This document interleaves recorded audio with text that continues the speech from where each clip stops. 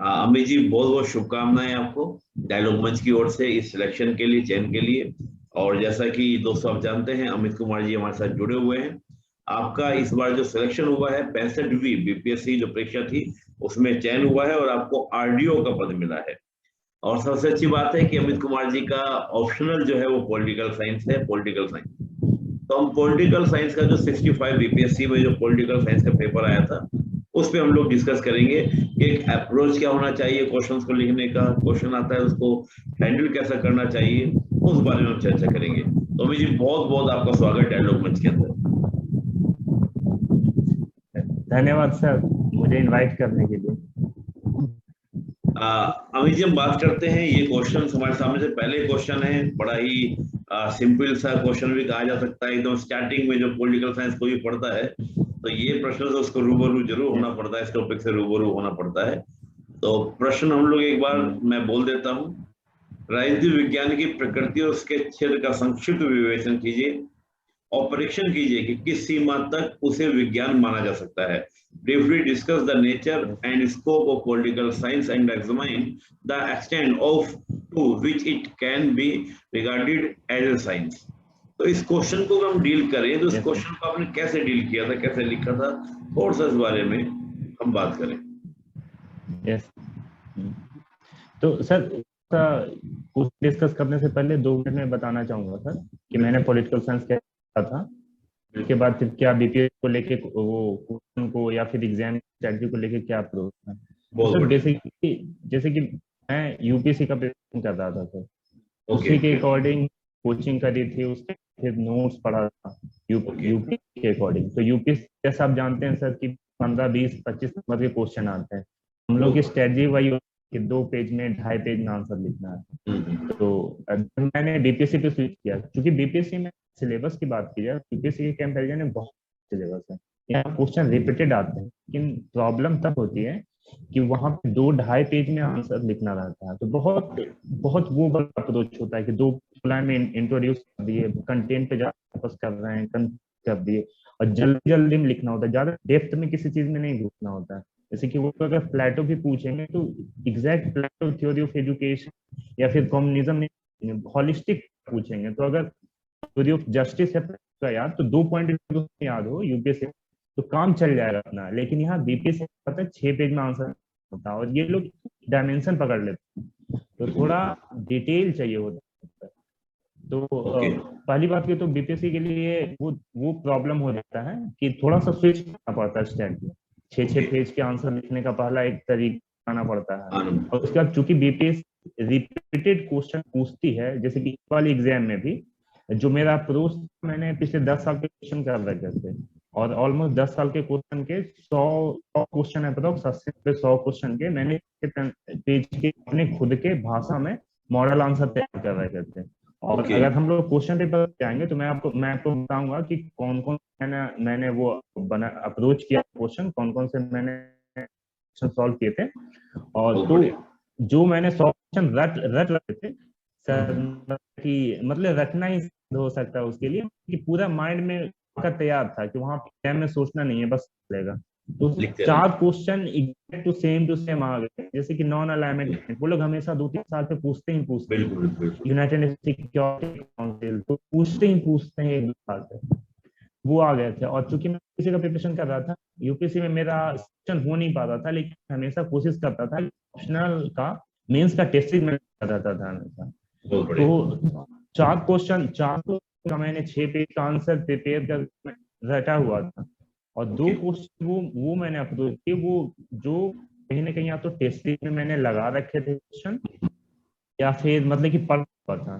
तो ये बीपीएससी में ये स्ट्रेटजी काम करती है कि अगर आपका रटा रहेगा कि 6 पेज का कंटेंट आप रिमाइंड नहीं कर सकते हैं, बहुत समय लग जाएगा। 2-2.5 पेज का कंटेंट जैसे कि दिमाग पूरा खाका तैयार है कि अच्छा प्लेटो के बारे में लिखेंगे, लेकिन अगर तक वो स्ट्रक्चर तैयार नहीं रहेगा ना, 6 पेज में अच्छा खासा टाइम लग जाएगा।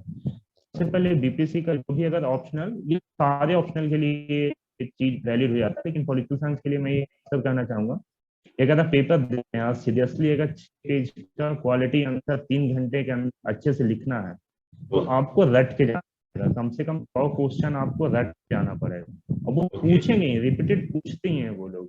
बिल्कुल। देखिए कितना अच्छा बताया कि देखिए बीपीएससी में क्वेश्चंस का लेंथ काफी ज्यादा लिखना पड़ता है, आंसर काफी लिखना पड़ता है, तो आपको पहले से बहुत अच्छी आपकी प्रैक्टिस होनी चाहिए, तभी आप वहां पर क्या कर सकते हैं, उसको राइट डाउन कर सकते हैं, लिख सकते हैं। और ये बहुत अच्छी बात बोली कि अगर आप देखेंगे तो बीपीएससी में काफी क्वेश्चन जो है ना रिपीट होते हैं, और थोड़ा सा अगर आप यूपीएससी के पिछले सालों के, थोड़ा सा बैक सालों के आप देख लेंगे तो वहां से भी आपको बीपीएससी के काफी क्वेश्चन मिल जाएंगे, हाल फिलहाल के नहीं, पिछले क्वेश्चन को देख लेंगे, और ये बहुत अच्छी स्ट्रेटजी है। मैं थोड़ा सा एक बात, जब हमने बात छेड़ी दी है, तो पॉलिटिकल साइंस को ऑप्शनल को हम तैयारी करने की बात करें, तो आपका सोर्सेज क्या क्या रहे पॉलिटिकल साइंस के लिए? सर ऑनेस्टली मैंने बुक नहीं पढ़ा था जब मैंने यूपीएससी की तैयारी स्टार्ट करी थी। तो जो हो ना वो कहीं से मैंने देखा था, तो वहां से वो एंड्रू है वो और ओकावा के मतलब मुझे पता चला था कि सोर्सेज हैं, लोग ये पढ़, तो किताब खरीदा था। और ऑनेस्टली सर मैंने पढ़ा भी सारा किताब, लेकिन कुछ समझ नहीं आया सर। ओके। उसके बाद मैंने एक साल मैंने कोचिंग ली, उसके बाद से कोचिंग मैं दिलाई कर रहा हूँ। यूपीसी बीपीएससी की तैयारी में बात क्या है, सिविल सर्विसेज में आपको मतलब कि ज्यादा मास्टरी की जरूरत नहीं है, लेकिन रिपीटेशन चाहिए कि एक ही चीज आप 10 बार पढ़ रहे हैं पूरा। अगर हम वेस्टर्न पॉलिटिकल थॉट से स्टार्ट करते हैं, फिर political ideology, political theory, last जाकर इंटरनेशनल रिलेशन होते होते इनिशियल भूल जाती, इतना लंबा सिलेबस है कि मतलब कि मतलब कि मेरा मानना ये है कि बुक पढ़ने से बढ़िया नोट्स पढ़ बार बार पढ़ें, मतलब कि 5-10 बार मिनिमम। अगर आप 10 बार नहीं, जैसे कि मेरा इंजीनियरिंग बैकग्राउंड है सर, तो मेरा पॉलिटिकल साइंस नया था, तो बात तो समझ में ही आने लगा। जैसे कि इनिशियली प्लेटो की एक वेरी ऑफ केप थ्योरी है, 3-4 बार में तो समझ ही नहीं आया कि कहना क्या चाह रहा बहुत बढ़िया। है। मेरा ये कि बुक से ज्यादा कि अगर कोई ट्रेंड हो या फिर नोट्स मिल जाए, ऐसा मार्केट में बहुत अच्छे अच्छे नोट्स अवेलेबल हो, नोट्स प्रेफर करना चाहिए। और कम से कम 8-10 बार तो कमांड के लिए पढ़ना है। उसके बाद फिर आंसर राइटिंग में जाने पे फिर अलग वाला फील आ जाता है। नोट्स में तो लगता है अच्छा मैं सब या सब लिख दूंगा, वो आंसर राइटिंग में फिर एक नया स्ट्रगल स्टार्ट होता है। बीपीएससी का आंसर राइटिंग थोड़ा अलग लेवल का स्ट्रगल है। अगर आपको कंटेंट लिखना है तो साथ से लिखना पड़ेगा। अगर उन्हें मैकियावेली पूछा, क्योंकि ये लोग मैकियावेली में एग्जाम एग्जैक्ट चीज पूछ देंगे कि मैकियावेली व्यू ऑन पॉलिटिक्स, बहुत छोटी चीज पूछ देंगे जिसपे मैक्सिमम एक पेज मार्केट में होगा। अब उसी को आपको पहले मैकियावेली का वो हिस्ट्री लिखना पड़ेगा, कहाँ से कैसे किया था, उनका अप्रोच किया था, फिर मेन कंटेंट आएगा, फिर कंक्लूजन आएगा, कंटेम्प्रेरी टाइम पे मैच का क्या रेलेवेंस। ये आप तभी कर सकते हैं जब थोड़ा कंटेंट पे वो पकड़ जाता हो। कंटेंट पे पकड़ होने के लिए सोर्सेस कम होने चाहिए। बुक नहीं भी पढ़ेंगे तो काम चलेगा। मैंने ऑनेस्टली बुक पढ़ा था, लेकिन मुझे उसका कुछ नहीं पता, मतलब कि अब याद नहीं है कि बुक में मैंने क्या पढ़ा। जो मैंने नोट्स पढ़ा वही वही मुझे याद पता है। यही एडवाइस रहेगा कि पढ़ें, कम से कम 5, 6, 8, 10 तक पढ़ें। बहुत बढ़िया।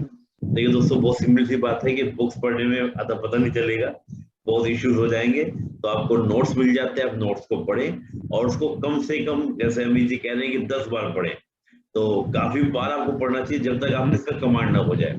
और जब आपकी कमांड हो जाती है फिर आप राइटिंग का, लिखने का अभ्यास करें, तब जाके आपके क्या होता है, पेपर में कमांड होते हैं, तब आप अच्छे से पेपर को लिख पाते हैं। तो ये बड़ा अच्छा है। अच्छा, जैसे हम आईआर की बात करें, आईआर का जो पोर्शन होता है उसमें काफी कुछ करंट बेस भी बातें जुड़ी जाती है, चलो भाई कुछ समय की बातें भी जुड़ी जाती है, तो उसके लिए भी आपने नोट्स पर प्रिपेयर किया है या कोई न्यूज़पेपर, कोई टीवी चैनल, इस तरह से आपने तैयार किया? उसके बारे में क्या था आपका आईआर के बारे में? Yes. मैं इनिशियली से बताऊंगा पहले क्या जी। करता था। पहले से कि राज्यसभा टीवी के कंटेंट देखता था, बहुत पहले की बात है ये। ओके। बात क्या ना कि अगर आप सिविल सर्विस तैयारी कर रहे हैं, आप कोई भी न्यूज पेपर पढ़ रहे हैं, फिर वीडियो देख, अगर उसके शॉर्ट नोट्स आप बना नहीं रहे हैं, आंसर में आउटपुट नहीं आ रहा, तो कोई फायदा नहीं है उसका। ऐसे तो कंटेंट का कोई लिमिटेशन ही नहीं। तो उसके इनिशियल में यही करता था कि वो भी उठा लेता था, हिंदू के भी पढ़ता था, और इंडियन भी जो वर्ल्ड आर्टिकल रहते थे। अब तो इंडियन एक्सप्रेस में आना बंद हो गया, 2-3 साल पहले द इकोनॉमिस्ट के आर्टिकल छपते थे इंडियन एक्सप्रेस। बिल्कुल तो बिल्कुल। इकोनॉमिस्ट के जो आर्टिकल रहते थे वो पूरा का पूरा मतलब कि डीप में उन वाला रहता था। मतलब कोई छोटे मोटे आर्टिकल नहीं छापते थे कि रशिया पुतिन का फ्यूडलिज्म पे क्या व्यू है, मतलब कि वो कुछ डीप में चले जाते थे। अब वो पढ़ने का तो मैं पढ़ लेता था, लेकिन कोई फिर वो मतलब कि उसका आउटपुट नहीं समझ में आता है, क्योंकि आर्टिकल अगर पहली बात की तो समझने में स्ट्रगल है, लेकिन समझ में आ गया आर्टिकल, लेकिन आपके नोट्स में वो लिखा हुआ नहीं है तो 2 महीने बाद दिमाग से निकल ही जाएगा, तो बिल्कुल कोई बिल्कुल फायदा नहीं है फिर। बिल्कुल। ये तब तक था ना कि जब तक मेंस नहीं निकलता था तब यही आता था कि ये भी पढ़ लेता हूँ। जब मेंस का आंसर राइटिंग लिखना स्टार्ट हुआ तब समझ में आया कि भाई ऐसे काम नहीं चलता, तब मैंने वो स्टार्ट कर दिया था लिमिटेड कोर्स। अभी के टाइम पे मैं इंडियन एक्सप्रेस ही पढ़ता हूँ, और जो रहते हैं मतलब कि मैक्सिमम आईआर, जैसे कि जीएस का तो कोई अगर आर्टिकल छोटा मोटा रहा तो छोड़ भी देता हूँ, लेकिन कोई भी पॉइंट मिल तो उसको लिखे। जैसे कि पोस्ट कोविड ऑर्डर, इस पे जैसे कि पोस्ट कोविड के बाद बहुत सारे आर्टिकल आए, लेकिन कहीं पे भी ये अगर कोई अभी के कोचिंग अगर कर होगा तो कोचिंग उसको एक मटेरियल पकड़ा देंगे 5 पॉइंट का कि ठीक है कोविड वर्ल्ड ऑर्डर तुमको ये लिखना है, ये बोलना है। कोचिंग की मुझे 4 साल हो गए थे। पोस्ट कोविड ऑर्डर अभी हर आर्टिकल में अलग अलग छपता है, क्योंकि हर स्कॉलर का अपना अपना व्यू होता है, तो वो एक जगह कंपाइल्ड नहीं आएगा। तो कोविड वर्ल्ड ऑर्डर में एक का वो लोग कहेंगे कि अब state centric world order, globalisation खत्म हो रहा है। दूसरा चलो चाइना थोड़ा रेलिवेंस पड़ेगा। फिर तीसरा आर्टिकल में ये कॉन्टेक्ट हुआ कि नहीं मतलब कि चाइना उतना भी नहीं कर रहा है, यूएसए कॉन्टेक्ट कर रहा है एग्रेसिवली। तो ये अगर लगातार आप अपने नोट में अपडेट नहीं करेगा, नोट नहीं करेगा तो दिक्कत हो जाएगा। करंट अफेयर को लेकर आप एक प्रॉपर न्यूज पेपर उठाइए और एक बकायदा आप एक कॉपी बना कर रखिए, क्योंकि पीएसआई जैसे कि बीपीएससी में उतना ज्यादा रिलेवेंस नहीं होता है। अब जैसे कि 65th बीपीएससी में नॉन अलाइनमेंट मूवमेंट का क्वेश्चन आया, ठीक है, तो वो कोल्ड वॉर का क्वेश्चन है कि ठीक है कोल्ड वॉर के टाइम पे बना था क्या, नहीं आज के टाइम पे क्या दिक्कत आ गई, आज के टाइम पे क्या रेलेवेंस है। लेकिन कंक्लूजन के पे अगर कोई बंदा पिछले 5-6 महीने में अच्छे से न्यूज़पेपर पढ़ रहा हो तो फिर नया टर्म आ रहा है कोल्ड वॉर, उसमें क्या क्या। तो नॉन अलाइनमेंट मूवमेंट में अगर आप लास्ट के एक पैराग्राफ इस पे कर दे कि अगर न्यू कोल्ड वॉर एरा में फिर से एक नॉन अलाइनमेंट मूवमेंट की जरूरत है, अगर थर्ड वर्ल्ड की बात की जाए तो इंडिया उसको लूट करेगा। और इंडिया का वो क्या है कि अभी जैसे कि चाइना एक अपना ब्लॉक बना रहा है, यूएस अपना ब्लॉक बना रहा है, तो इंडिया नॉन अलाइनमेंट मूवमेंट करके एक अपना थर्ड पोल बना सकता। तो ये पद से आएगा, ये ऐसे नहीं आएगा, ये ऐसे नहीं आएगा। तो न्यूज पेपर जैसे कि मैंने क्या किया था कि मैंने मेरी आईआर की कॉपी है, उसमें जैसे कि नोट्स में क्या है कि जैसे कि इंडिया पाकिस्तान का आज आर्टिकल है, अब 6 महीने के बाद कोई प्रॉब्लम आएगा तब इंडिया पाकिस्तान का आर्टिकल आएगा। तो अलग अलग मैं नहीं करता, मैंने 2 पेज कर लिए पाकिस्तान, कोई आर्टिकल आया तो 4 लाइन लिख लिए इसमें कि ठीक है इसमें, क्योंकि एक पेज बहुत होता है। मेरा एक पेज इंडिया पाकिस्तान रिलेशन एक पेज भरने में मतलब कि लगभग 1.5 साल लग गए, क्योंकि कोई इशू आता है तभी इंडिया पाकिस्तान का आर्टिकल आता है। तो मैं कोशिश करता हूँ कि आईआर के छोटे पॉइंट भी कर लूँ। और जैसे कि पीएम पे जा रहे हैं, एससीओ में पीएम चले गए, एससीओ की सबमिट हो रही, तो कुछ जो वो लोग पॉइंट देते हैं वो जैसे अभी एग्जैक्ट मुझे याद नहीं है, कुछ सिक्योर करके एक बार आया था कि ए था, सी सिक्योर करके कुछ दिया था, या फिर कोई जैसे कि इंडिया पाकिस्तान रिलेटेड जब में भाषण दे रहे थे तो उन्होंने एक टर्म यूज किया था कि प्रेजेंट टाइम पे हम फ्रांस के रिलेशन की बात करते हैं तो इंफ्रा शब्द का इस्तेमाल करते हैं। तो मेरे लिए का मतलब इंफ्रास्ट्रक्चर नहीं होता है, इंफ्रा मतलब IN plus A India plus France.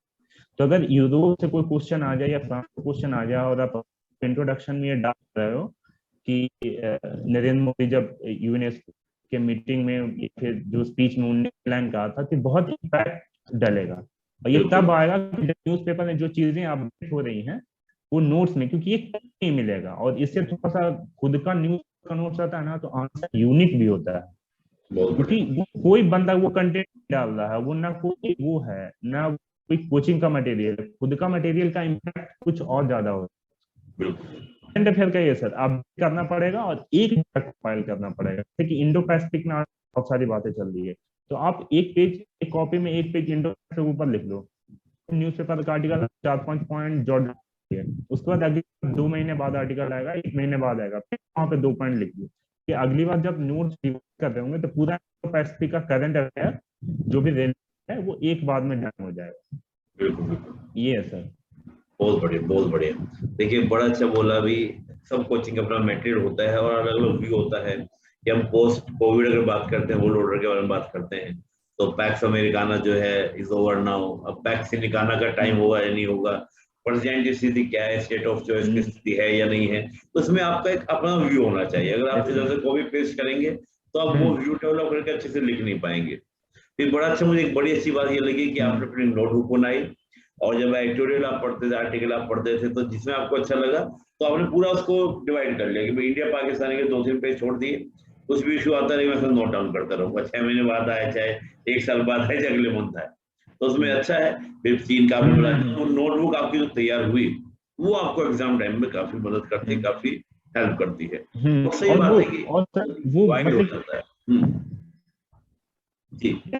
और वो क्या ना, वो ज्यादा मोटी नहीं है, मतलब कि पिछले मैं 2 साल से लिख रहा हूँ, अभी तक मुश्किल से 50 पेज हुआ है, ठीक ना। मतलब एक आर्टिकल में, क्योंकि अगर कोई मेंस लिख रहा हो या हिस्ट्री लिख रहा हो, जैसे कि मुझे तो अब तक एक ही बार मेंस का मौका मिला है, यही से बीपीएससी का, यूपी वहां पहुंच ही नहीं पाया मैं। तो अब 1.5-2 साल में, जैसे कि अगर आप मेंस लिख रहे हो या फिर history लिख रहे हो, तो आपको पता चल जाता है पूरे आर्टिकल में बहुत, कि अगर सी राजमोहन का आर्टिकल रहेगा ना, जो बहुत फॉलो करते हैं, मुश्किल से 5 सेंटेंस बहुत ज्यादा है एक आर्टिकल के, 5-6 सेंटेंस बहुत, या फिर कोई टर्म, जैसे कि डोनाल्ड ट्रंप आए थे तो ईरान को लेकर उनकी जो मैक्सिमम प्रेशर पॉलिसी थी, बस एक टर्म भी होता है कि आप मैक्सिमम प्रेशर अगर ईरान के रिलेशन में लिख देंगे तो वो बड़ी बात हो जाती है, कि यूएसए के टर्म में अपने रिलेशन को लेकर स्ट्रेटजी का टर्म बात होती है कि हम उस यूएसए से रिलेशन डेवलप, लेकिन एक स्ट्रेटजी इकोनॉमी भी डेवलप करना है, टर्म भी न्यूज़पेपर से समझ आता है। और बस समझ नहीं, इस जो नए टर्म यूज हो रहे हैं उनको नोट डाउन कर लेना चाहिए, और मोटा नहीं होता है, मतलब कि बहुत जल्दी नहीं होता है। और अगर बनाने में ये भी है कि अगर मतलब इनिशियल फेज में करना चाहिए कि नहीं करना है, थोड़ा सा एक 5-6 महीने न्यूज़पेपर पढ़े तब समझ में भी आएगा।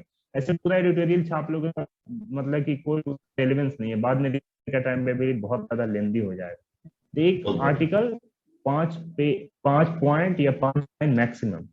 बहुत बढ़िया, देखिए दोस्तों ये बहुत बड़ी बात है।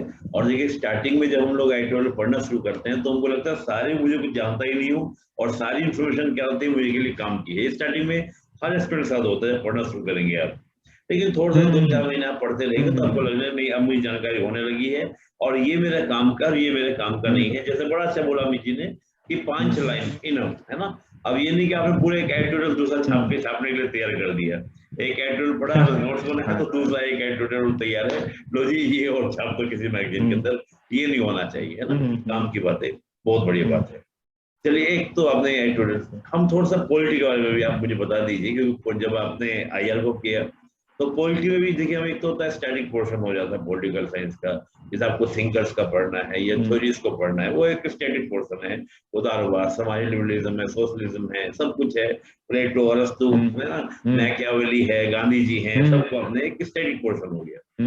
लेकिन एक तो आईआर में अप्लाइड हो जाता है, करंट जुड़ जाता है, या फिर आपका पॉलिटी वाले पोर्शन में जुड़ जाता है, तो बहुत सारे डिसीजन सारे होते हैं, कुछ भी कोई कमीशन बना है, कोई आयोग की कोई रिकमेंडेशन आई है, कुछ बातें, तो वहां पर आप जुड़ जाता है। तो पॉलिटिकली भी आपकी स्ट्रेटजी सेम थी या कुछ और थी? सेम। अब न्यूज़पेपर का जो रेलेवेंस वो आईआर के लिए कुछ ज्यादा जाता है। और वाले सेक्शन में अगर हम पेपर 1 की बात करें किसी के सिलेबस के अकॉर्डिंग, पेपर 1 की बात करें, वेस्टर्न पॉलिटिकल थॉट, आइडियोलॉजी और पॉलिटिकल थ्योरी में तो कोई करंट अफेयर का बहुत कम रेलेवेंस, हल्का फुल्का मार्क्सिज्म का भी रहता है, या न्यू लिबरलिज्म के थोड़े बहुत आर्टिकल हैं। न्यू लिबरलिज्म भी वही प्रेजेंट ऑर्डर या कोविड से क्या क्या चैलेंजेस हैं उस होती है, मार्क्सिज्म फिर रिवाइव हो रहा है या नहीं, बहुत मतलब कि ये 5 महीने में एक आधा आएगा, इस पे मैच हो जाएगा, ये कोचिंग के से भी ये सब हो जाएगा। हल्का फुल्का में जैसे कि कोई इलेक्शन वगैरह हो कहीं भी हो रहा हो, अगर लोकसभा का हो तो ज्यादा अच्छे अच्छे आर्टिकल आते हैं, रिलीजन का क्या रिलेवेंस है, कास्ट का क्या रिलेवेंस है, तो वो हर स्कूल का वो एक।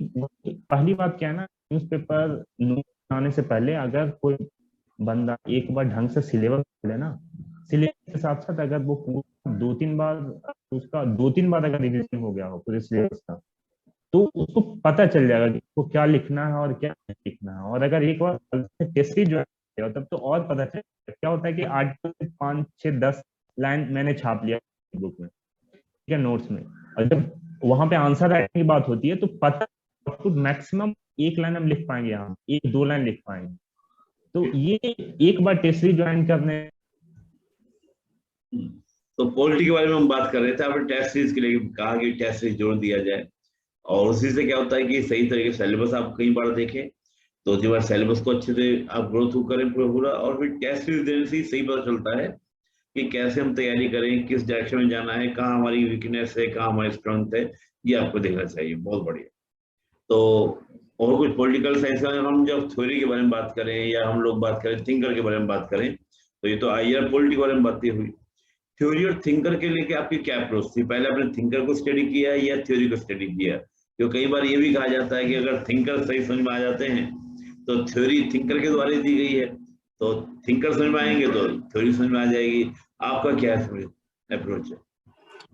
पहले थिंकर ही पढ़ा था सर, पहले थिंकर ही। जैसे कि यूपीएससी में तो थिंकर्स थोड़े ज्यादा हो जाते हैं, उनमें हन्ना अरेंट वगैरह भी पढ़ना होता है, फेमिनिस्ट थिंकर भी पढ़ने होते हैं। बीपीएससी में बहुत कम, अगर बीपीएससी की अगर स्पेशल तैयारी कर रहा हो तो बहुत लिमिटेड सिलेबस है और बहुत कम थिंकर पढ़ के भी यहाँ काम चल सकता है।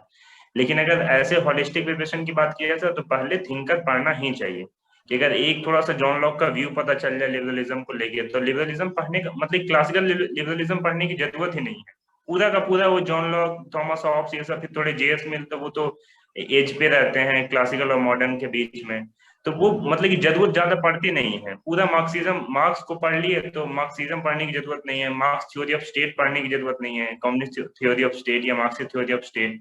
तो बहुत अगर इनिशियल और दिक्कत यही होती है सबसे पहले, अगर हम लोग पॉलिटिकल साइंस के सिलेबस की बात करें तो हल्का फुल्का थिंकर का व्यू पढ़ने में दिक्कत होती है, जिसका थोड़ा बैकग्राउंड मतलब कि नहीं हो पॉलिटिकल साइंस का। मेरा टेक्निकल बैकग्राउंड था, तो प्लेटो में बहुत दिक्कत हुई थी। प्लेटो में ये थ्योरी ऑफ आइडिया क्या है पता ही नहीं चलता था कि कौन से आइडिया की बात कर रहा है, तो 3-4 बार वही क्लियरिटी हो जाती है, जैसे कि बचपन में होता था ना कि 7-8 प्लेटो ये सब थोड़ा फिलोसफिकल भी हो जाते हैं, क्योंकि इनको फिलोसफी में पढ़ा जाता है, फिलोसफी में इनको पढ़ते हैं, तो वहां थोड़ा सा दिक्कत होती है। बाकी मार्क्स में इतनी दिक्कत नहीं होती है पढ़ने, मार्क्स को, मिल को, इनको पढ़ने में दिक्कत ज्यादा नहीं होती, लेकिन वो थोड़ा सा फिलोसफी वाला पार्ट, मैकियावेली को पढ़ेंगे दिक्कत ज्यादा नहीं होगी, और किसी को पढ़ेंगे इतनी दिक्कत नहीं, लेकिन ये प्लेटो वाला कंफ्यूज करता है, क्योंकि इनका फिलोसफिकल अंदाज भी था ना उस समय।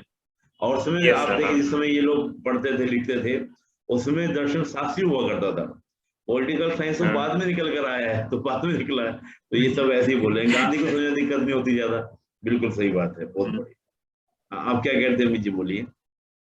हाँ, नहीं, जैसे कि मैं कह रहा था कि 7-8 क्लास में जब पहली बार पढ़ाया गया था कि वो ग्रेविटेशनल फोर्स, तो पता ही नहीं चलता था कि दिख नहीं रहा है, कैसे कोई चीज नीचे गिर रहा है, लेकिन 5-6 बार पढ़ के वो दिमाग में बैठ गया कि अच्छा ऐसा ही होता होगा। नहीं, ये चीज ना सर, मतलब प्लेटो वाले में मुझे भी लगा, जैसे कि 2-3 बार में तो लिटरली कुछ समझ में नहीं आया कि कैसे लिबर्टी ऑफ क्या, ये थ्योरी ऑफ आइडिया क्या है। तो लेकिन वो 5-6 बार पढ़ के वो चीजें मतलब कि बैठ गई कि ठीक है ऐसा ही होता है और ऐसा ही करना पड़ेगा। कोई भी चीज जैसे कि यूपीएससी के सिलेबस में अगर समझ में नहीं आए या यूपीएससी के सिलेबस में समझ में नहीं आए तो 5-6 बार मन आपके पास पढ़ लेना है। 5वें-6ठे बार में कैसे नहीं आएगा, वो आ जाएगा, वो आ जाएगा। बहुत सारे आईआर की थ्योरी में भी लगता है कि इनिशियली जैसे कि ऊपर ऊपर चीजें तो पता चल जाती है, लेकिन 5-6 बार के बाद आइडिया लग जाता है कि अच्छा मतलब कोई भी देश का, कोई भी कंट्री का नाम बता दे तो फिर खुद में भी आइडिया लग जाएगा कि बिना सोचे समझे भी कि कैसे रिलेशन होंगे इंडिया के इसके साथ में। तो 5-6 बार कोई भी चीज पढ़ लेने पे ना, मतलब कि समझ में नहीं आने पे भी क्लियरिटी हो जाती है। बिल्कुल बिल्कुल सही बात है, और ये एक्चुअली मैंने भी अनुभव किया इन चीजों को। तो और थिंकर का मामला है, कई थिंकर तो बड़े प्यारे से थिंकर लगते थे, लाइफ में भी काफी चेंजेस ला दिए थिंकर ने, चाहे वो जेएस मिल की बात हो, गांधी जी की बात हो, इनको डीपली उस समय पढ़ते हैं। मतलब मैं तो ये महसूस कर जब मैं पढ़ता था, पता नहीं आप, मुझे लगता है हर पॉलिटिकल साइंस का जो भी एस्पिरेंट्स है, स्टूडेंट है, उसको ये होता है कि जिस थिंकर को पढ़ता है तो उसको पढ़ते समय डूब जाता है कि अच्छा गांधी जी ने ये बोला था, और उसको देखता है कि यार मेरी लाइफ में कुछ ऐसा है क्या। तो जब वो लाइफ में उसको जोड़ता है तो फिर उसमें कमांड बनती है हमारी। और चाहे हम लोग किसी की बात करें, कौटिल्य को पढ़ते थे, कौटिल्य को पढ़ते हुए उससे कितना अच्छा सीखने को मिला। तो ये सब चीजें बड़ी काम की भी चीजें हैं, और मैं तो हमेशा पॉलिटिकल साइंस के स्टूडेंट्स को बोलता भी हूँ कि एक ऐसा ऑप्शनल है जो आपको हमेशा काम आने वाला है, लाइफ टाइम काम आने वाला है। आप परिवार में बात करें, समाज में बात करें, एडमिनिस्ट्रेशन में बात करें, हर जगह इसको आप यूज कर पाएंगे। और सबसे बड़ी बात है जीएस में भी बड़ा इसका योगदान है, चाहे हम लोग पॉलिटी को लेके बात करें, चाहे हम लोग IR को लेके बात करें, वहां भी आपको पढ़ना है, यहाँ भी आपको पढ़ना होता है, बड़ा इंटरेस्टिंग है। आज चलिए बताइए किस थिंकर को आपको ज्यादा प्रभावित हुए, क्योंकि ये थिंकर मुझे बहुत अच्छे लगे, इतना पढ़ा आपने जैसे तो कि अगर पर्सनली बात की जाए सर, तो मतलब कि मैं मार्क्स ही कहूंगा, अच्छा। Karl Marx. लेकिन थोड़ा सा कार्ल मार्क्स थोड़े कॉन्ट्रोवर्शियल हो जाते हैं, तो ये तो मैंने सोच के रखा था कि अगर इंटरव्यू में पूछा जाए तो कार्ल मार्क्स नहीं बोलूंगा। क्योंकि हाँ, क्योंकि बहुत जैसे कि प्रेजेंट टाइम पे वो हो जाता है ना, एक कम्युनिस्ट आइडियोलॉजी को लेके जो बात होती है, तो मुझे ऐसा लगता था कि पैनल में कोई ऐसा बंदा बैठा हो जो मतलब कि एंटी कम्युनिस्ट हो, तो वो तो सीधे मतलब कि वो कर देंगे। तो हाँ। अगर पर्सनली बात की जाए तो कार्ल मार्क्स सर। लेकिन ऐसे अगर कहा जाए तो मतलब कि प्लेटो को ही मतलब कि उनको तो फादर कहा जाता है पॉलिटिकल फिलोसफी का। तो वो मतलब वो तो अलग ही लेवल है प्लेटो, जिस समय पे उनने जो जो बातें कर दी वो अलग, लेकिन ऐसे पर्सनल लेवल पे कार्ल मार्क्स। बहुत बढ़िया, बहुत बढ़िया। चलिए अब थोड़ा सा हम लोग पेपर को देख लेते हैं, एक बार आपका अप्रोच जान यस लेते हैं कि आपने पेपर को कैसे सोल्व किया था, क्योंकि काफी स्टूडेंट्स के लिए यस वो बड़ा बेनिफिशियल रहेगा। ये हमारा 65 BPSC का पेपर था। तो पहले क्वेश्चन की हम लोग बात करें, फर्स्ट क्वेश्चन आपके सामने थी, यस तो हम लोगों ने डिस्कस किया भी था, राजनीति विज्ञान की प्रकृति और उसके क्षेत्र का संक्षिप्त विवेचन कीजिए और परीक्षण कीजिए कि किस सीमा तक उसे विज्ञान माना जा सकता है। तो इसको क्वेश्चन को बताइए आपने कैसे हैंडल किया था। ये तो जैसे कि मैंने आपको बताया था सर कि मैंने पिछले 10 साल के लगभग 80-90 क्वेश्चन मैंने 6-6 पेज के तैयार कर रखे थे। जो मेरा लिटरली उसमें से ये क्वेश्चन ये भी था कि इसका पूरा खाका मेरे पास तैयार था, वहां जाके बस मुझे लिखना है। और क्योंकि 65 बीपीएससी में क्या हुआ था कि कोविड के कारण एग्जाम डिले होता चला गया, तो शॉर्ट नोट्स के रिवीजन इतने बाद हो गए थे कि लिटरली रटा हुआ था, तो वहां बस हाथ चल रहा था एग्जाम में। तो अब जैसे कि अगर पर्टिकुलर क्वेश्चन की बात की जाए तो वो जैसे 6 पेज में लिखना है, तो कम क्वेश्चन को बांटना पड़ेगा कि कैसे कैसे लिखेंगे। और इसमें क्वेश्चन में तो बटा हुआ ही है कि डिस्कस नेचर एंड स्कोप। तो एक पैराग्राफ पूरा, एक पैराग्राफ या एक सेक्शन मतलब कि एक या 1.5 पेज का नेचर ऑफ पॉलिटिकल साइंस पे लिख देना है। दूसरा स्कोप पे कि स्कोप क्या है उसका, पहले क्या था, बीच में क्या था, प्रेजेंट टाइम पे क्या उसका स्कोप हुआ है, और उसके बाद कि इसको साइंस माना जा सकता है या नहीं, और उसके बाद कंक्लूजन। और अगर ऐसे जैसे कि मैंने कैसे स्टार्ट किया था कि इंट्रोडक्शन में, क्योंकि 6 पेज का मटेरियल लिखना है, नेचर में आप कितना भी कहीं से मटेरियल ढूंढ लेंगे तो 1 पेज से ज्यादा का मटेरियल नेचर में नहीं मिलेगा। बिल्कुल। हाँ, जैसे कि मैंने किताब नहीं पढ़ा, मैं नोट्स की बात कर रहा हूँ। जैसे कि यूपीएससी में तो ये क्वेश्चन 1.5 पेज में लिखना रहेगा पूरा का पूरा। एक पैरा में नेचर निपटा दो, एक पैरा में स्कोप निपटा दो, एक में साइंस है या नहीं, फिर कंक्लूड भी कर दो। बिल्कुल। तो नेचर मैक्सिमम मटेरियल की बात करें तो नेचर 1 पेज का मटेरियल है। एग्जैक्ट मटेरियल कि आपने थोड़े बहुत स्कॉलर्स के व्यू भी डाले हैं, तो नेचर 1 पेज का मटेरियल है, स्कोप 1 पेज का मटेरियल है, और साइंस थोड़ा सा 1 पेज से ज्यादा है कि साइंस में थोड़ा सा वो बिहेवियर मूवमेंट वाला भी कर सकते हैं कि पहले नहीं था, बीच में एग्जैक्ट साइंस बनाने की बात की गई है, उसके बाद फिर अभी प्रेजेंट टाइम पे साइंस और वो फिलोसफी दोनों को साथ में लेके चल रहे हैं पोस्ट बिहेवियर मूवमेंट के बाद। तो साइंस में 1.5 पेज का मटेरियल हो जाएगा। तो अगर आप एग्जैक्ट क्वेश्चन की बात करें तो 4 पेज अपने पास है। अगर थोड़ा बहुत आगे पीछे मैनेज करते तो तीनों मिला के 4 पेज का मटेरियल है, तो 2 पेज कुछ ना कुछ भरना है हम लोगों को। तो पहले पेज में इंट्रोडक्शन में मतलब कि पॉलिटिकल साइंस क्या है, ठीक है, पहले वो डिफाइन करने की कोशिश करेंगे, क्योंकि हर जगह पॉलिटिकल साइंस की बात की गई है। तो पॉलिटिकल साइंस क्या, पॉलिटिकल साइंस डिफाइन करने के पहले जैसे कि मैंने स्टार्ट किया था पॉलिटी के डिफिनेशन से कि पॉलिटी क्या है, कि एंशिएंट ग्रीस में नेशन स्टेट को पॉलिटी से डिफाइन किया जाता था। हाँ, पहले पॉलिटी डिफाइन किया, फिर उसके 2 पार्ट हैं, ठीक है, पॉलिटिकल वो फिलॉसफी और पॉलिटिकल साइंस। 2 अप्रोच को लेके मतलब कैसे भी करके आपको 1 पेज का अलग मटेरियल लिखना है कि एक नॉर्मेटिव अप्रोच है, एक ये वाला अप्रोच है। तो इस वाले अप्रोच में वो एक्सपेरिमेंट और वो डाटा यूज करते हैं जिसको साइंस बोलते हैं, उसमें फिलॉसफी यूज करते हैं तो उसको पॉलिटिकल फिलॉसफी बोलते हैं। मतलब कि 1 पेज में मैंने ये डिफाइन किया था पूरा का पूरा, पॉलिटिकल साइंस क्या है, पॉलिटिकल फिलॉसफी क्या है। उसके बाद दूसरे से फिर और एक मैं कोशिश करता था कि जैसे कि अलग पैरा हो तो बस पैरा नहीं हो, एक स्टाफ देख ऊपर लिख देता था कि nature of political science page के स्टार्टिंग में, और उसको हाईलाइट करता था कि ये नेचर है, क्योंकि जस्ट पैराग्राफ चेंज करने पे, क्योंकि 6 पेज का आंसर है, मैं यूपीएससी का आंसर लिखता था टेस्ट सीरीज में, तो 1.5 पेज में ही मतलब कि थोड़ा सा वो लगने लगता है कि जल्दी जल्दी आदमी पढ़ लेता है। अगर आप 6 पेज का आंसर लिख रहे हैं तो बीच बीच में एक हेडलाइन बना देना चाहिए। नेचर ऑफ पॉलिटिकल साइंस मैंने लिख दिया, 1 पेज वो डल गया। फिर scope of political science, political science as a science क्या है, होना चाहिए नहीं होना चाहिए, क्या कंट्रोवर्सी है, उसके बाद फिर कंक्लूजन में जैसे कि इस वाले क्वेश्चन के कंक्लूजन में मैंने एक एंड्रू हैकर का एक स्टेटमेंट यूज किया था। ओके उनका एक ये स्टेटमेंट था, एग्जैक्ट जैसे कि रिवीजन को टाइम हो गया सर, एग्जैक्ट मुझे याद नहीं है, लेकिन उनका स्टेटमेंट का सार यही था कि किसी भी पॉलिटिकल थिंकर को अगर वो पॉलिटी के किसी भी टॉपिक के बारे में अगर कोई पॉलिटिकल थिंकर डिस्कस कर रहा हो तो वो उसको साइंटिस्ट और फिलोसफर दोनों का रोल प्ले करना चाहिए। ये उनका कुछ स्टेटमेंट था, 2-2.5 लाइन का स्टेटमेंट था एंड्रू हैगर का। तो इस स्टेटमेंट से मैंने एंड किया था लास्ट में कंक्लूड करके कि प्रेजेंट टाइम पे पॉलिटिकल साइंस का क्या रेलेवेंस है। दोनों धरें जो भी political science as a science और political science as a philosophy, दोनों डेवलप हो रही है प्रेजेंट टाइम पे। और वो मतलब कि साइंस भी नहीं है, एग्जैक्ट फिलोसफी भी नहीं है। ये करके उसके बाद एंड्रू हैगर का स्टेटमेंट देके मतलब कि मेन फोकस वही था कि 6 पेज होना चाहिए। 36 पेज है हम लोगों के पास में, 6 क्वेश्चन है, 6 पेज होना चाहिए। बिल्कुल बिल्कुल बिल्कुल, बहुत बढ़िया। चलिए, तो क्वेश्चन आपने अच्छे से हैंडल किया और आपने कहा मतलब लास्ट में कंक्लूजन में किसी थिंकर का स्टेटमेंट दे देंगे तो उससे अच्छा आपका क्या होगा, आंसर हो जाएगा आपका, अच्छे इसमें अभिव्यक्ति हो जाएगी। बहुत बढ़िया। अब जैसे नेक्स्ट क्वेश्चन है, नेक्स्ट क्वेश्चन तो और भी ब्रीफ इसमें कंटेंट मिलता है स्टूडेंट को। मैकियावेली के राजनीति और नैतिकता संबंधी विचारों का विवेचन कीजिए। उससे पहले थोड़ा सा मैं 2 चीजें पूछना चाहूंगा। यहाँ पे 2 शब्द, एक तो ऊपर भी हम बात करें विवेचन कीजिए और एक यहाँ पे आपका परीक्षण कीजिए। इंग्लिश में बात करें तो ब्रीफली डिस्कस और एग्जामाइन। इन शब्दों का भी थोड़ा सा बताइए, क्योंकि स्टूडेंट्स को कई बार इन वर्ड को लेकर भी कंफ्यूज रहता है कि क्या इसका अर्थ होता है। जैसे एक डिस्कस वर्ड की बात करें, डिस्कस का मतलब क्या हुआ?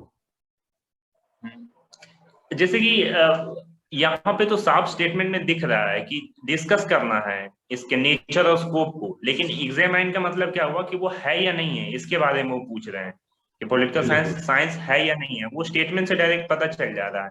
लेकिन अगर हम ओवरऑल देखें तो जितने भी ये सब स्टेटमेंट होता है ना, डिस्कस, एग्जामिन, क्रिटिकली एग्जामिन, सबका ऑलमोस्ट मतलब वही होता है सर। वो क्वेश्चन देख के ना खुद पता चल जाता है। अगर एक्सपीरियंस हो तो पता चल जाएगा कि इसमें इंट्रोडक्शन क्या डालना है और पूछ क्या रहा है। और अगर पॉलिटिकल साइंस टाइप के मतलब ऑप्शनल सब्जेक्ट में थोड़ा सा डीप अंडरस्टैंडिंग की बात होती है, एक डायमेंशन तो कोई भी लेके नहीं चलता है। वो अगर किसी चीज के बारे में पूछेगा तो वो इतने स्कॉलर्स हैं, कोई ना कोई काउंटर उस व्यू को करेंगे ही।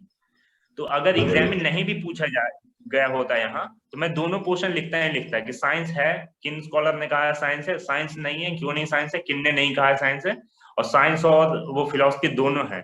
ये तो डालना ही डालना पड़ेगा, एग्जाम में लिखा हो या नहीं लिखा हो। बिल्कुल, नहीं तो फिर 6 पेज पूरा भी नहीं होगा। अगर ऐसे देखे तो अगर पेज भी भरना है तो 6 पेज पूरा नहीं होगा अगर एक डायमेंशन लेके चलेंगे। बहुत बढ़िया। अब जैसे ये क्वेश्चन की बात करें अमित जी की, मैकियावेली के राजनीति और नैतिक संबंधी विचारों को विवेचन कीजिए। Discuss Machiavelli's views on politics and morality. अब इस क्वेश्चन की बात करें तो इसका भी कंटेंट अगर हम बात करते हैं तो 6 पेज के लिए पर्याप्त नहीं मिल पाता। ठीक है, हम लोग मान लें नैतिकता, क्योंकि मैकियावेली, कौटिल्य काफी पढ़ा है, तो चीजों को पढ़ा ही होगा आपने। तो इस क्वेश्चन को इस क्वेश्चन को आपने क्या क्या हैंडल किया, कैसे हैंडल किया? तो ये क्वेश्चन मैंने अटेम्प्ट नहीं किया था सर। बीपीएससी में सबसे बड़ा यही मतलब की सुविधा होती है कि 6 में से 3 करने होते हैं सेक्शन 1। बहुत बढ़िया। तो जैसे कि मैकियावेली में तो कंटेंट है। मैकियावेली व्यू ऑन पॉलिटिक्स बहुत कंटेंट है। पॉलिटिक्स पे सारा चीज लिख सकते हैं क्योंकि उनका, लेकिन मैकियावेली व्यू ऑन मोरालिटी, जैसे कि मैंने देखा कि Machiavelli view on politics and morality, तो सामने वाला एग्जामिनर ये सोच रहा होगा कि 25 नंबर का कंटेंट ये मैकियावेली व्यू ऑन पॉलिटिक्स पे लिखेगा, 25 नंबर का content Machiavelli on view on morality पे लिखेगा। तो मोरालिटी पे बहुत कम कंटेंट है। मोरालिटी पे मतलब कि मुझे तो 1-2 लाइन से ज्यादा पता ही नहीं, उसको मैं एक्सप्लेन करके मैक्सिमम 1 पेज डाल सकता हूँ। पॉलिटिक्स पे तो भरा पड़ा है कंटेंट। हाँ, मोरालिटी पे मुझे पता नहीं था, तो ये मैंने छोड़ दिया कि ये डेंजर जोन है। पॉलिटिक्स पे लिखूंगा, मोरालिटी पे नहीं लिखूंगा। मैकियावेली तो बात भी ऐसे ही करते थे ना कि राजनीतिक नैतिकता विहीन होनी चाहिए, उसमें मोरालिटी होनी नहीं चाहिए।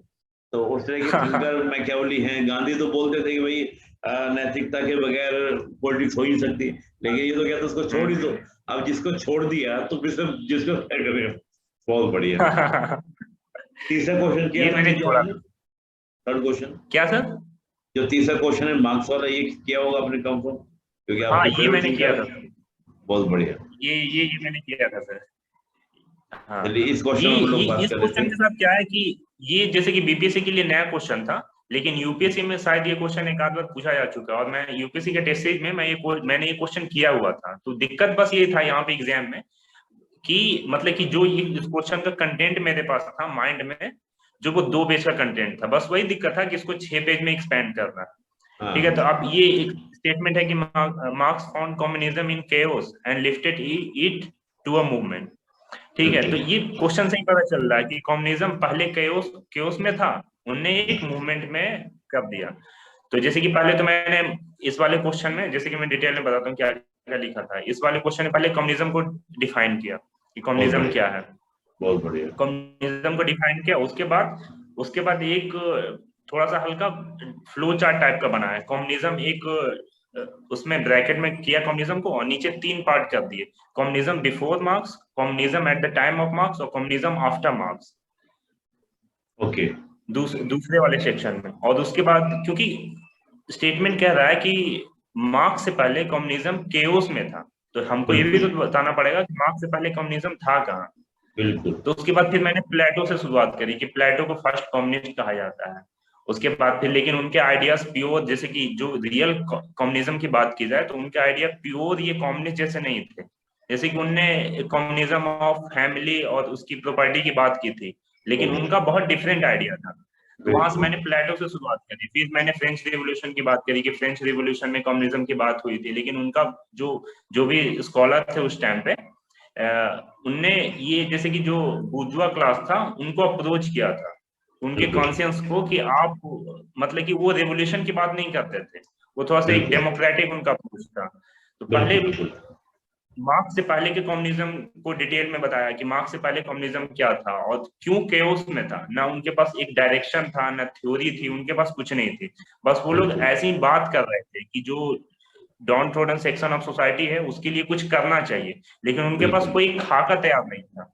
फिर जो मेजर सेक्शन जो दूसरा वाला है कि communism at the time of marks, तो मार्क्स ने क्या किया, उनने क्या क्या थ्योरी दी, उनके जो डायलेक्टिकल मटेरियलिज्म या हिस्टोरिकल मटेरियलिज्म या थ्योरी ऑफ क्लास, ये पूरा मतलब कि ये 1.5 पेज का कंटेंट है, ये 1.5 से 2 पेज का मार्क्स वाला कंटेंट है। इंट्रोडक्शन तो आधे पन्ने में हो गया, और कम्युनिज्म बिफोर मार्क्स वो हो गया मतलब कि आधे से 1 पन्ने में। ये 2 पेज का मार्क्स ने कम्युनिज्म को कैसे डायरेक्शन दिखाया, क्या क्या पूरी मार्क्स की थ्योरी इसमें लिखी। उसके बाद कि मार्क्स ने जो थ्योरी दी उसका क्या इम्पैक्ट हुआ, तो थोड़े बहुत वो रशियन रिवोल्यूशन और चाइनीज रिवोल्यूशन की बात कर दी कि चूंकि मार्क्स ने एक डायरेक्शन दे दी, एक थ्योरी दे दी, तो इन जगहों पे कम्युनिस्ट मूवमेंट को अप्लाई किया गया। और उसके बाद फिर अब जैसे कि कम्युनिज्म आफ्टर मार्क्स 1 पेज का कंटेंट है, तभी मिला जुला के मेरे पास 4.5-5 पेज हुआ है। उसके बाद लास्ट में थोड़ा सा 6 पेज भरना ही है, तो कम्युनिज्म वो मार्क्सिज्म का या कम्युनिज्म का प्रेजेंट रेलेवेंस बता दिया कि ठीक है कि आज के टाइम पे क्या है। फिर कंक्लूजन में थॉमस पिकेटी का भी, कि उनको मॉडर्न मार्क्स कहा जाता है, उनके बुक का जिक्र कर दिया कि थोड़ा सा इनइक्वालिटी वाला कॉन्सेप्ट, कि थॉमस पिकेटी का उनका बात क्या ना सर कि बहुत समय हो गया तो मुझे एग्जैक्ट याद नहीं है, लेकिन कुछ कुछ मैं ऊपर ऊपर बता रहा हूँ कि कंक्लूजन ये थॉमस पिकेटी का मैंने डाला था स्टेटमेंट। बस ये हमको एक अप्रोच ही चाहिए अमित जी की, जो एक्सपीरियंस को पता चल सके भाई ये क्वेश्चन को डील करने का तरीका क्या होना चाहिए, कैसे इसको डील करें, उस अप्रोच में हम बात करें। अगला क्वेश्चन जैसे है, अगला क्वेश्चन अटेम्प्ट किया था क्या तुलनात्मक राजनीति वाला, कॉम्पिटिटिव पॉलिटिक्स वाला?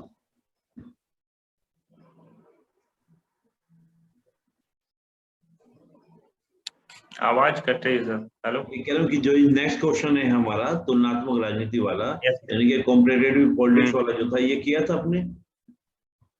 नहीं सर, ये नहीं किया था सर। एक अगला है फिर आपका डीपीएसपी पे था आपका, हाँ, और एक कास्ट के ऊपर था। 2 क्वेश्चन ये और हैं। मेरे कौन सा अटेम्प्ट किया था आपने? कास्ट वाला किया था सर। बात जैसे कि ऑप्शनल में, जैसे कि मुझे ऐसा लगता है कि एग्जामिनर चेक करते हैं कि थोड़ा डीप व्यू हो, 8-10 स्कॉलर के नाम हो या कोई स्टेटमेंट हो। तो डीपीएसपी में मेरे पास कंटेंट तो है बहुत ज्यादा, लेकिन चूंकि ज्यादा स्कॉलर मैं कोट नहीं कर सकता हूँ। कास्ट पॉलिटिक्स में मेरे पास बहुत स्कॉलर कोट करने के लिए थे, तो मैंने कास्ट वाला क्वेश्चन किया था सर। बहुत बढ़िया, बहुत बढ़िया। तो जाति की, भारतीय राजनीति जाति की भूमिका को स्पष्ट करें, सिंपल सा क्वेश्चन में डाल दिया। तो अब इसको हमने अगर कैसे आपने इसको स्टार्ट किया, कैसे एंड किया, क्योंकि 6 पेज यहाँ भी आपको लिखना है। आवाज आपकी कट रही है। कह रहा हूँ कि यहाँ पर भी आपको 6 पेजेस आपको लिखना था, 6 पेज लिखना था। हाँ। और जाति की भूमिका को स्पष्ट करें भारतीय राजनीति में, तो आपने इसको कैसे टैकल किया इस क्वेश्चन को? सबसे तो 6 पेज में, जैसे कि अगर कंटेंट की बात किया, इसमें तो अनलिमिटेड कंटेंट है, लेकिन जो मेरे पास माइंड में कंटेंट था वो 2 से 3 पेज का था।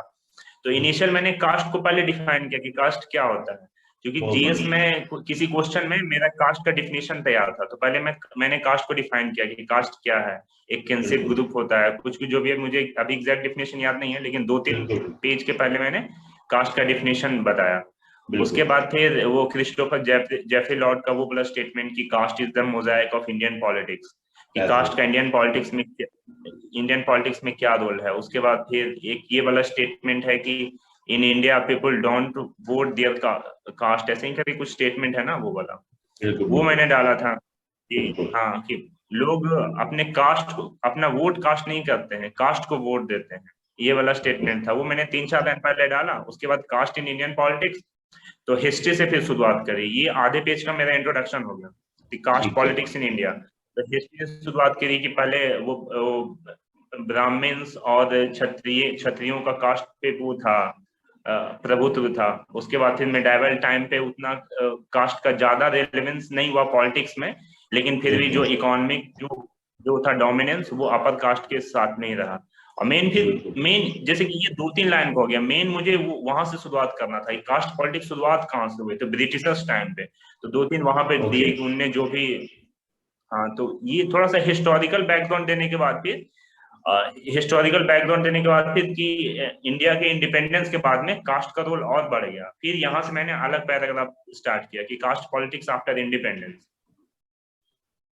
उसके बाद क्यों हुआ, तो इसमें स्कॉलर्स के व्यू पूरे डाले कि सीपी भामरी का क्या व्यू है, और 3-4 स्कॉलर के व्यू डाले कि क्यों आशुतोष वार्ष्णेय का, सबका इनका व्यू है कि क्यों स्टार्ट हुआ कास्ट पॉलिटिक्स। तो क्योंकि चूंकि स्टेट ने कास्ट को एक बेसिस बना दिया रिजर्वेशन या फिर पॉलिसीज इंप्लीमेंट करने के लिए, तो उससे कास्ट वो स्ट्रेंथन तो हुआ जो लोअर कास्ट का ग्रुप, लेकिन कास्ट पॉलिटिक्स भी उसके कारण स्ट्रेंथन हुई। फिर उसके बाद रजनी कोठारी का व्यू हो जाता है, ये तो बहुत पॉपुलर व्यू है, पॉलिटिसाइजेशन ऑफ कास्ट वाला। तो कास्ट का रोल, तो फिर कि कास्ट का रोल दूसरा वाला पैदा हुआ कि फिर दूसरा वाला पॉइंट कि कास्ट का क्यों रोल हुआ, किन किन वजहों से कास्ट पॉलिटिक्स में डोमिनेट किया।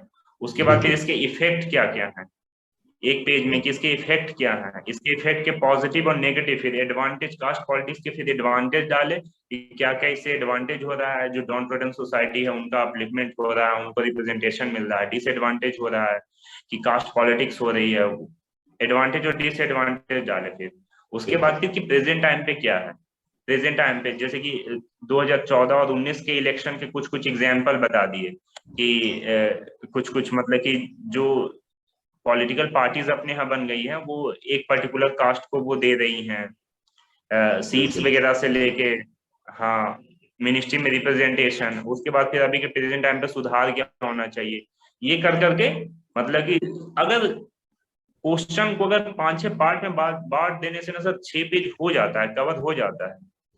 कास्ट कैसे रोल में आया, उसके मतलब कास्ट के क्या क्या इफेक्ट हो रहे हैं, उसके पॉजिटिव क्या है, नेगेटिव क्या है, प्रेजेंट टाइम पे उसका कितना रेलेवेंस है। उसके बाद एक कंक्लूजन में ये डालना कि कास्ट पॉलिटिक्स नहीं होना चाहिए, एथिक्स इन पॉलिटिक्स होना चाहिए। डेमोक्रेसी में तो ये 6 पेज कहना, लोकतंत्र के लिए एक डेमोक्रेसी में सही चीजें नहीं होती हैं। और हम तो देखते हैं भाई, कास्ट को देखें आप, चाहे पॉलिटिकल पार्टी को डेवलप करना हो, पॉलिटिकल पार्टी को एस्टेब्लिश करना हो, तो कास्ट हर जगह आपको है। वोट भी दे रहे हैं तो हम लोग कास्ट देकर दे रहे हैं। यहाँ तक कि जब आपका गवर्नमेंट इलेक्शन के बाद भी, यानी कि जब इलेक्शन के बाद आपकी मिनिस्ट्री डिस्ट्रीब्यूशन होता है, तब भी इस बात पर फोकस किया जाता है कि भाई किस मिनिस्टर को, किस बंदे को क्या मिनिस्टर बनाना है। यहाँ तक कि फिर आपका जो लॉ मेकिंग होगा, एग्जीक्यूटिव के बाद जुडिशरी आप देखें, या आपका हम लोग लेजिस्लेचर की बात करें तो लेजिस्लेचर में जब आपका पॉलिसी बना रहा तो ध्यान रख के बना रहा कि भैया ये किस कास्ट को प्रभावित करेगा, कौन से स्टेट में इलेक्शन है, उस कास्ट उस स्टेट के लोग परेशान ना हो जाएं, वो नाराज ना हो जाएं। तो ये बहुत जगह आप देखें तो स्टार्टिंग से लेके एंड तक बहुत प्रभावी रहा है। और हम तो देखते हैं भाई आपका रिजर्वेशन का इसमें एक पहलू जोड़ सकते हैं कि भाई उसने भी कहीं ना कहीं पॉलिटिक्स को, चाहे वो मंडल कमीशन का जिक्र कर दें हल्का साहब, कालेलकर कमीशन का जिक्र कर दें, उसके बाद बहुत सारी चीजें हैं। तो सुप्रीम कोर्ट को भी आप जिक्र कर सकते हैं कि भाई सुप्रीम कोर्ट ने भी कास्ट के ऊपर बहुत सारी डिसीजन की बात की है, क्रीमी लेयर की आप बात कर सकते हैं। तो बहुत सारा कंटेंट है बात करने के लिए। बिल्कुल सही बात है, कंटेंट इसमें बहुत है, कंटेंट इसमें बहुत ज्यादा है। हाँ भरमार है एकदम, जितना चाहिए, बस आपको हैंडल करना आना चाहिए कि आप उसको कैसे हैंडल करेंगे। बहुत बढ़िया। चलिए हम सेकंड खंड में बात करते हैं जो आपका आईआर से जुड़ जाता है आकर। इसमें आपने कौन कौन से क्वेश्चन किए थे मिची? इसमें 7 नंबर क्वेश्चन नहीं किया था sir, United nation security council का 8 नंबर क्वेश्चन किया था, ये वाला security council. Okay, yes sir, बहुत बढ़िया, वो क्वेश्चन है ये। यस सर, ऑप्शन मिल जाने पे सही होता है सर। 7 नंबर जो क्वेश्चन है ना उसमें फॉरेन पॉलिसी पूछा तो है, लेकिन 2 डिस्ट्रिक्ट कर दिया है कि नेशनल इंटरेस्ट और आइडियोलॉजी फैक्टर के बारे में बताओ। तो 6 पेज कंटेंट सोचना नए टॉपिक के बारे में बड़ा मुश्किल का काम है प्रेजेंट टाइम पे। उतना डिटेल में मैक्सिमम उस पे 2 पेज आदमी बंदा 3 पेज लिख सकता है, अगर डीप में वही क्वेश्चन पढ़ा हुआ तो लिख भी सकता है, तो वो मैंने छोड़ा था। और यूनाइटेड नेशन सिक्योरिटी काउंसिल तो ये एवरग्रीन टॉपिक है, इसके बाद ये तो जीएस वाले ही बंदे पढ़ते हैं। बिल्कुल बिल्कुल बिल्कुल, हाँ ये क्वेश्चन तो सभी जगह मैं देखता हूँ कि सभी लोग पढ़ते भी हैं, पढ़ाते भी हैं।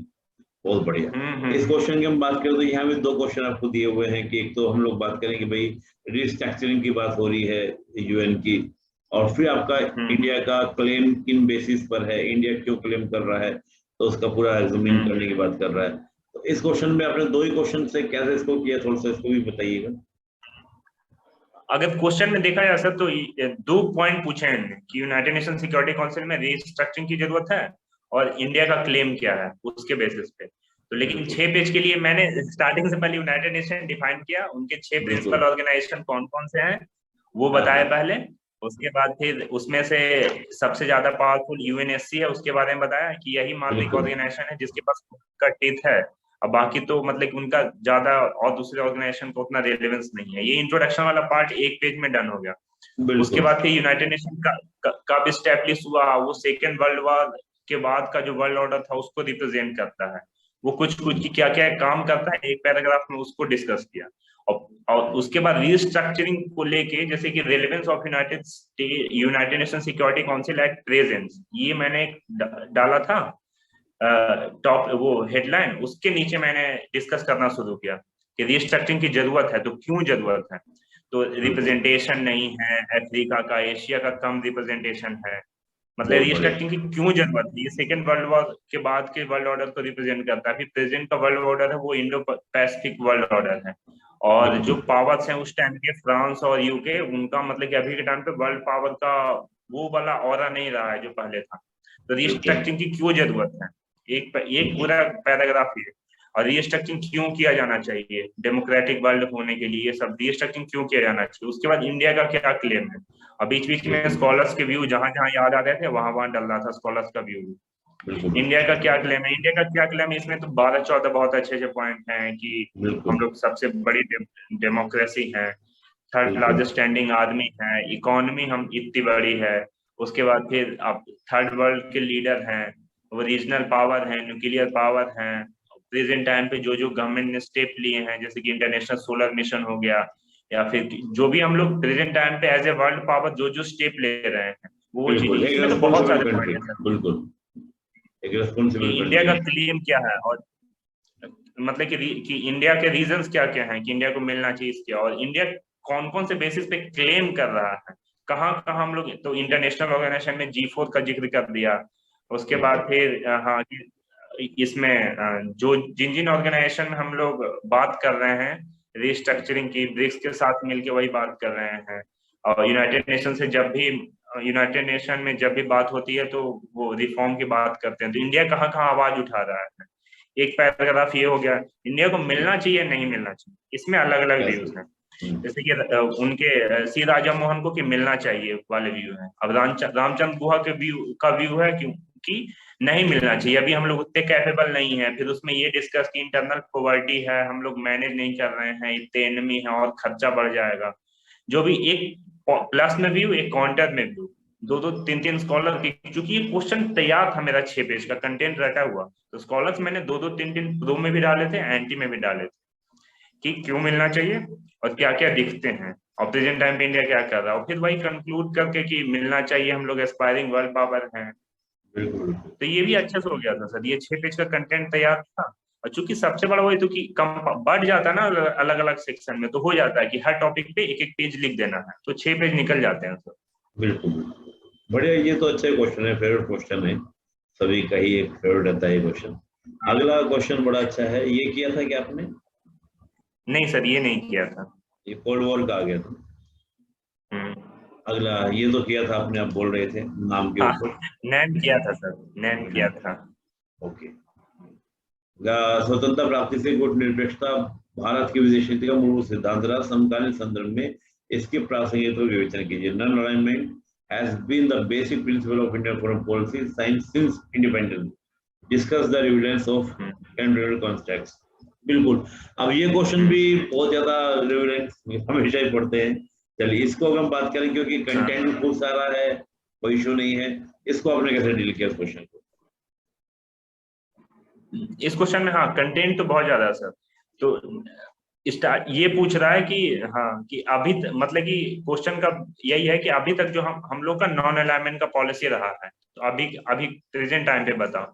लेकिन अगर प्रेजेंट टाइम पे बताएं तो पिछले 5-6 सालों से अपनी पॉलिसी नॉन अलाइनमेंट की नहीं रही है, अपनी मल्टीपल अलाइनमेंट की हो रही है कि अपन रशिया से भी फ्रेंडशिप करेंगे, यूएसए से भी करेंगे, चाइना से भी करेंगे, जापान से भी करेंगे। बिल्कुल बिल्कुल। तो ये तो पॉइंट बाद में आएगा। तो वही पहले नॉन अलाइनमेंट पहले डिफाइन किया कि नॉन अलाइनमेंट है क्या, नॉन अलाइनमेंट की जरूरत क्या पड़ी, उसके बाद फिर कब स्टैब्लिश हुआ, बॉन्डिंग प्रिंसिपल डाल दिया उसमें।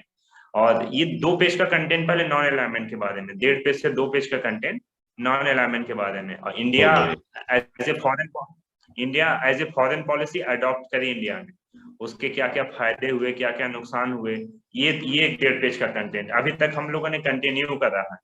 उसके बाद फिर नॉन अलाइनमेंट का रेलेवेंस क्या है, एग्जैक्ट तो वही पूछा कि नॉन अलाइनमेंट का रेलेवेंस क्या, बात वही स्कॉलर्स की व्यू हो जाती है कि रेलेवेंस में, जैसे कि इनका सी राजा मोहन का व्यू है कि ये स्टेट ऑफ कॉमन में चला गया है, नॉन अलाइनमेंट को हटाना चाहिए।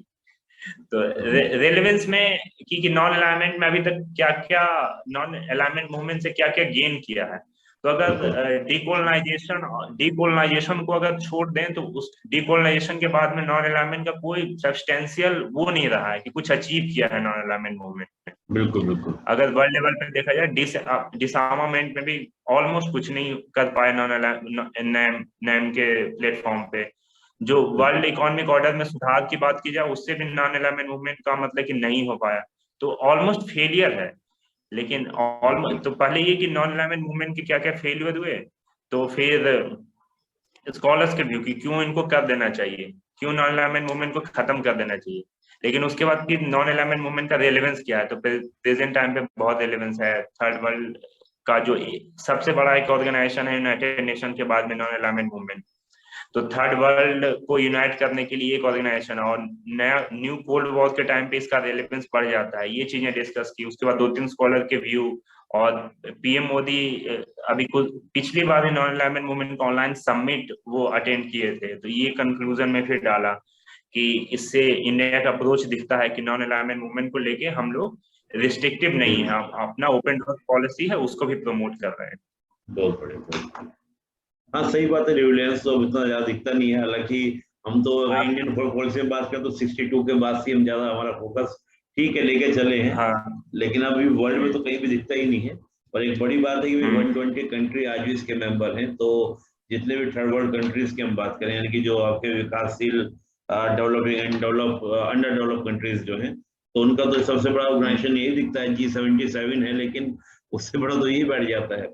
तो हम यही कहते हैं कि भाई इस क्वेश्चन में तो लास्ट में भी कह सकते हैं अगर सब कंट्री मिलकर अच्छे से काम करें तो बहुत सारे जो आपका पूरा वर्ल्ड को डेमोक्रेटिक बनाना है उसको फोकस कर सकते हैं। पावर बैलेंस हो सकता है, इन्वायरमेंटल इशू है, टेररिज्म जैसे इश्यूज हैं, उन पर साथ मिले तो काफी चीजें वो बिल्कुल हम कंक्लूजन में कर सकते हैं।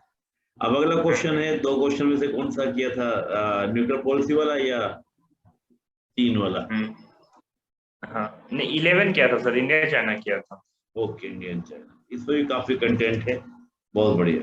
हाँ क्षेत्र में एक बड़ी आर्थिक इंडिया शक्ति चाइना रूप में में तो उभरते मतलब हुए। कि अगर कोई भी आयात का बंदा हो तो इंडिया चाइना तो मतलब कि कंटेंट की कमी नहीं, इस पे तो अपन ऐसे लिख सकते हैं 20 पेज का। हाँ, ऐसे कोई भी एक पूरा डायमेंशन पकड़ के भी बहुत लंबा चौड़ा हो जाएगा। बहुत बढ़िया, बहुत बढ़िया। तो इस क्वेश्चन में जैसे इसने किया है कि क्षेत्र में एक बड़ी आर्थिक शक्ति के रूप में उभरते हुए भारत के प्रकाश में भारत चीन संबंध का परीक्षण कीजिए। Examine India China relationship in the light of India emerging as a major economic power of the region. बहुत बढ़िया। इसने एक तो इंडिया चाइना, बताइए, आप बताइए कैसे इसको किया आपने? क्वेश्चन में सर जैसे कि अब इंडिया चाइना रिलेशन पे बहुत सारे मतलब कि एरियाज हैं कि अपना वो स्ट्रेटजी क्या है, सिक्योरिटी क्या है, इकोनॉमी क्या है, ठीक है, जी इंडियन ओशन रीजन में इनका व्यू क्या है। लेकिन ये क्वेश्चन, ये वाला क्वेश्चन रिस्ट्रिक्ट कर रहा है कि वो एक इकोनॉमिक पावर के रूप में इमर्ज हो रहा है, उसके बारे में व्यू देना है। मतलब क्वेश्चन बस इकोनॉमिक डायमेंशन के बारे में पूछ रहा है। तब इकोनॉमिक डायमेंशन पे है कंटेंट, लेकिन 6 पेज का नहीं है, 2 पेज का बिल्कुल। मैक्सिमम कंटेंट है मेरे पास, 2 से 2.5 पेज का। तो इनिशियल वही इंडिया चाइना रिलेशनशिप थोड़ा सा डिटेल में, और एक मैंने किसी जॉन ग्रेवर का, अब एग्जैक्ट मुझे याद नहीं है, उनका एक बुक था, उनका स्टेटमेंट से मैंने इंट्रोडक्शन वो स्टार्ट किया था। बिल्कुल बिल्कुल। जैसे कि ये जो एवरग्रीन क्वेश्चन है इंडिया चाइना, इंडिया पाकिस्तान, तो ये इंट्रोडक्शन में ऐसा होना चाहिए कि कुछ एक पॉपुलर कोड या फिर किसी ऑथर के बुक को लेके क्वेश्चन की शुरुआत की जाए। ये जैसे कि मैंने India China, India Russia, India America, जो मतलब कि है कि ये 5-6 में से कोई एक आना है, तो उसका मैंने इंट्रोडक्शन 3-4 लाइन का बहुत अच्छा तैयार कर रखा था। अब मुझे एग्जैक्ट याद नहीं है, लेकिन जॉन ग्रेवर का ही बुक था, उसका मैंने वो इंट्रोडक्शन उससे शुरुआत किया था। उसके बाद फिर इंडिया चाइना रिलेशन के बारे में हिस्ट्री से शुरुआत करी।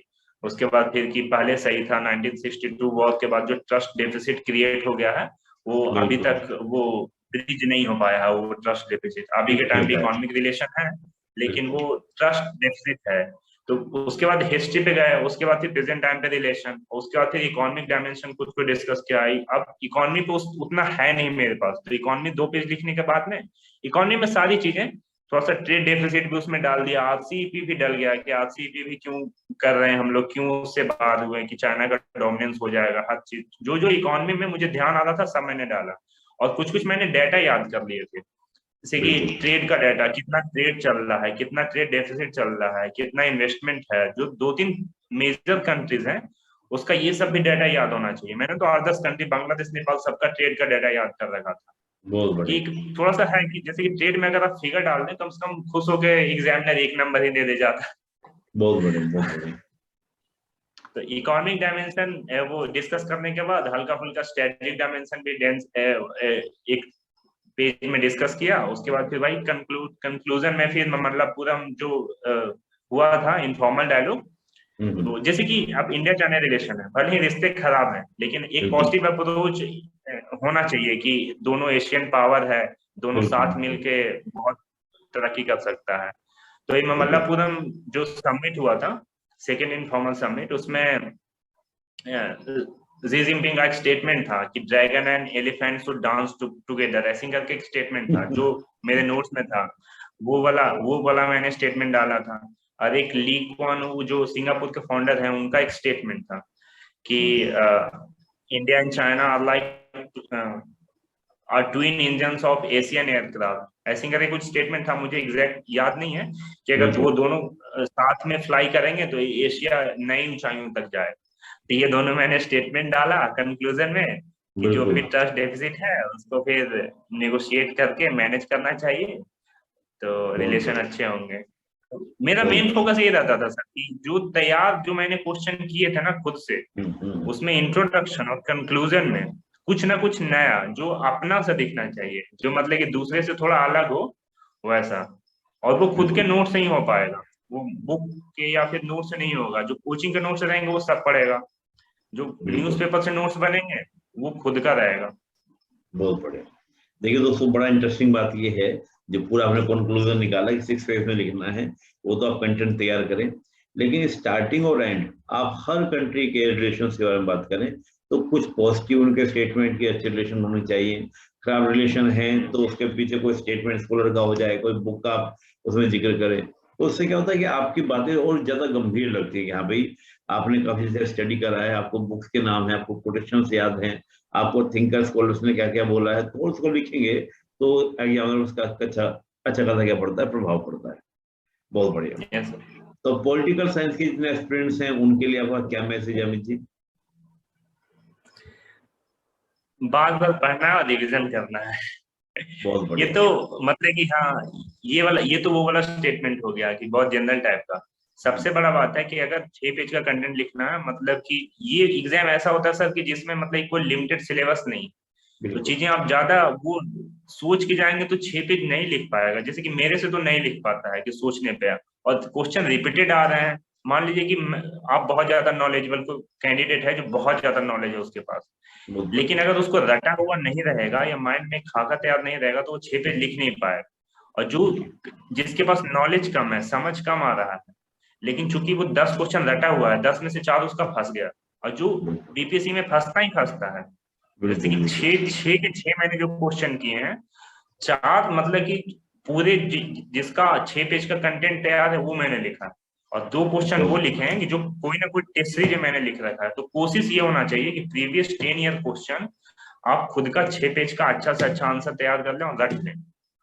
होना ही होना है, कोई ज्यादा इंटेलिजेंस की जरूरत नहीं है, हल्का एक बेसिक अंडरस्टैंडिंग, 6 पेज का रटा हुआ मॉडल आंसर, बस। बहुत बढ़िया।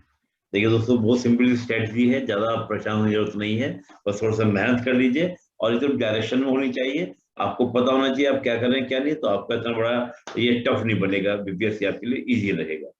बहुत अच्छा रहा, और मुझे लगता है कि ये जो आपका पूरा इंट्रोडक्शन रहा इसको पूरा पॉल साइंस पेपर के लिए, तो जो भी बीपीएससी में पॉलिटिकल साइंस ऑप्शन रखे हुए हैं उनके लिए बहुत यूजफुल रहेगा। तो बहुत बहुत धन्यवाद अमित जी आपका समय देने के लिए, आपका जो भविष्य की शुभकामनाएं। बहुत बहुत धन्यवाद।